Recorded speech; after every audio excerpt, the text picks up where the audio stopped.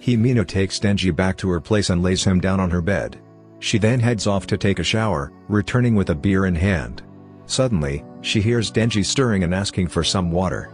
Without hesitation, Himeno offers him a swig of her beer by pouring it into his mouth. As Denji slowly regains consciousness, he finds himself confused about his whereabouts and wonders how he ended up at Himeno's place. Himeno deduces that he must be in love with Makima, which annoys her a bit as Aki also has feelings for her. She decides to take advantage of the situation and tells Denji that they should have sex. At first, Denji is unsure and hesitates as he had always imagined his first time to be with Makima, but after some contemplation, he gives in to his desires. Himeno begins to undress him, but as she reaches into his pocket, she discovers a Chupa Chups lollipop. Upon discovering the Chupa Chups in Denji's pocket, memories flood back into his mind. He recalls a time earlier in the day when he had gotten sick from Himeno's vomit, and Makima had comforted him by taking him outside for fresh air and giving him some nausea medication. Denji shares with Himeno that his first kiss was terrible and that even if he were to kiss another woman now, he would still taste the vomit from earlier. Makima suddenly enters Denji's thoughts as he remembers her pulling out a Chupa Chups that she was licking and placing it into his mouth. She had told him that although he wouldn't be able to forget the taste of vomit, he would have many other first tastes, like his first indirect kiss, which tasted like a cola-flavored Chupa Chups. Back in the present, Himeno has fallen asleep, and Denji lies on the floor next to her bed, staring at the Chupa Chups. He realizes that he wants to save his first time for Makima and apologizes to Pochita for his indecisiveness. Denji decides that he won't let anyone else take that special moment away from him, and that his heart belongs to Makima alone. With that, he falls asleep, content in his decision. As the morning light streams through the window, Himeno wakes up Denji for breakfast. They sit down to eat, and Himeno expresses her concern about the events of the previous night. She admits that she doesn't remember anything and wonders if she did something to Denji. Denji responds bluntly, stating that he would never do anything with the vomit lady and that he is saving himself for Makima. Himeno is relieved and mentions that she could have gotten arrested for doing something inappropriate with a minor. After a moment, she observes that Denji is different from most people, who would have felt uncomfortable and left by now. But Denji simply shrugs and remarks that he's there for the free food.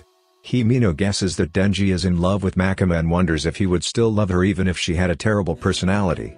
Denji affirms that he would love her no matter what, and this prompts Himeno to offer a secret alliance. She'll help Denji win Makima's heart if he helps her with Aki. Denji agrees to the plan, and Himeno declares that they are no longer just senior and junior but friends.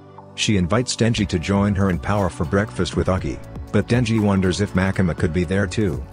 Makima boards the train to Kyoto with her assistant, but she dreads the meeting with her bosses. She decides to buy a lunchbox to pass the time. As the train approaches Kyoto, it enters a tunnel, and Makima's piece is shattered by the sound of gunfire. The men seated in front and behind her draw their guns and shoot her and her assistant without warning. They then make a phone call to announce the success of their operation.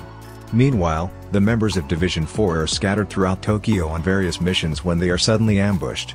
Denji, Himeno, Aki, and Power are enjoying a meal at a ramen shop. Denji hears gunshots, but Power dismisses the sound as drum beats. Denji is slurping on a bowl of ramen when a stranger sitting across the group expresses disbelief that Denji can enjoy such terrible tasting food. Denji defends his taste buds, but the man scoffs, claiming that Denji lacks the ability to judge good food because he's only ever eaten the same thing since he was a child. The man goes on to describe his own childhood, in which his kind-hearted grandfather would take him to fancy restaurants all the time. The man then reveals that his grandfather was a yakuza who only killed a few women and children, rationalizing it as a necessary evil. The man pulls out a photo of himself and his grandfather, who happens to be the yakuza boss that hired Denji as a devil hunter. He explains that the notorious gun devil wants Denji's heart, and without warning, he pulls out a gun and shoots Denji in the head.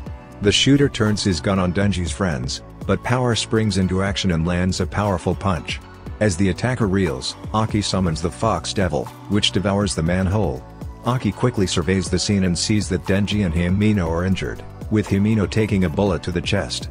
The Fox Devil whispers to Aki that he noticed something monstrous in her mouth, something that neither belongs to a human nor a devil. Before Aki can react, the attacker cuts open the Fox Devil's head and emerges from the demon's body. He undergoes a transformation that resembles Denji's, but instead of chainsaws, he wields two deadly swords. Aki unsheathed his sword and tells Power to tend to Himeno's wound. Power was taken aback to see that Aki's sword was, in fact, a giant nail. The Katana Man rose to his feet, and Aki thrust the nail into him. The devil announced, 3. The two engaged in a fierce battle, and Aki struck him again, the devil intoning 2. Aki swiftly followed up with a final strike, and the devil spoke 1. The man retaliated, kicking Aki aside.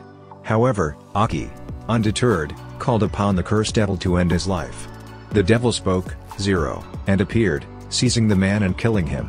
Power reports that Himeno requires immediate medical attention. Aki queries how the man was able to possess a gun since only police officers and devil hunters are authorized to use firearms in Japan. While Aki is still preoccupied with Himeno's well-being, a mysterious woman appears and astutely observes Aki's proficiency with the cursed devil. Aki is confused about her identity and her intentions towards the Katana Man. The woman touches the Katana Man, and he rises to his feet. She demands an explanation for his defeat, and the Katana Man admits that he let his guard down. The woman then orders him to execute Aki. The Katana Man assumes a stance and in a flash, slashes Aki. Aki crumples to the ground, but he remains alive. The woman instructs the Katana Man to finish him off. Himeno implores Power to aid Aki, who is in danger, but Power declines, citing her inability to perceive Katana Man's attack. Undeterred, Himeno reaches out to the ghost devil for help, but the devil recoils in fear of the woman.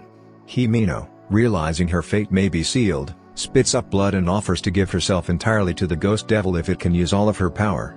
The ghost devil agrees and appears in full form, launching an attack on Katana Man. As the battle rages on, Himeno reflects on how the devil hunters become accustomed to death and no longer weep, but Aki always cries when his allies fall in battle. Himeno muses that it must be comforting to have someone care for and mourn you. Despite suffering the loss of her arms, Himeno persists in urging Aki to survive and to cry for her when she passes. Katana Man pleads for help, and the strange woman summons the snake devil, which viciously severs the ghost devil's head. Aki turns his attention back to Himeno but finds only her clothing. And with that, we conclude this episode.